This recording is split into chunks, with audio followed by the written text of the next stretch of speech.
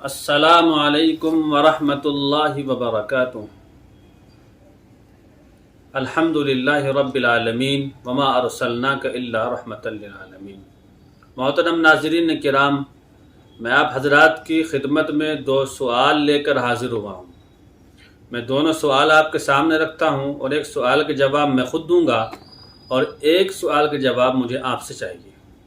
مجھ سے منسلک تمام حضرات، مجھ سے جڑے ہوئے تمام میرے دوست، چھوٹے بڑے، شفیق، مہربان دوست، اور اسی طرح سے جو لوگ مجھے جانتے ہیں، میں امید کرتا ہوں ان سے کہ وہ تمام کے تمام حضرات، اگر انہیں علم ہے تو وہ کمنٹ کے ذریعے سے، اگر علم نہیں ہے تو اپنے علماء سے پوچھ کر یا کتابوں میں تلاش کرنے کے بعد وہ کمنٹ کر کے جواب دے۔ پہلا سوال تو یہ ہے کہ جنت میں نبی کریم صلی اللہ علیہ وسلم کی شادی دنیا کی کن کن عورتوں سے ہوگی؟ دوسرا سوال ہے کہ جناب محمد صلی اللہ علیہ وسلم کی تلوار کا نام کیا تھا؟ تو پہلا سوال ہے کہ جنت میں کن کن عورتوں سے نبی کریم صلی اللہ علیہ وسلم کی شادی ہونی ہے، تو اس کے جواب میں خود دیتا ہوں۔ اس کے جواب یہ ہے کہ جنت میں پیغمبر علیہ السلام کی شادی 3 عورتوں سے ہوگی۔ نمبر 1 مریم بنت عمران، نمبر 2 آسیہ جو کہ فرعون کی بیوی تھی، نمبر 3 کلثوم یہ کون ہے؟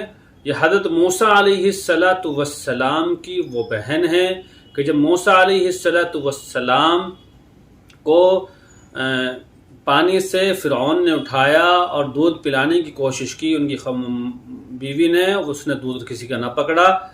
جب کسی کا دودھ نہ پکڑا تو حضرت موسیٰ علیہ السلام کی بہن نے فرعون کو راہ دکھائی اور بتلایا کہ کس عورت کا یہ دودھ پی سکتی ہے۔ تو وہ عورت کہ کلثوم حضرت موسیٰ علیہ السلام کی وہ بہن جس نے فرعون کو موسیٰ کے لیے دودھ پلانے کی کیا کی؟ رہبری کی، رہنمائی کی۔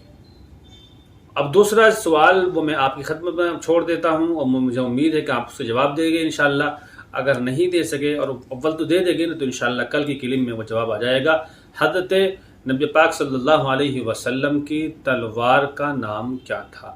مجھے امید ہے کہ میرے متعلق مجھ سے جڑے ہوئے تمام حضرات اس کے جواب دینے کی کوشش کریں گے۔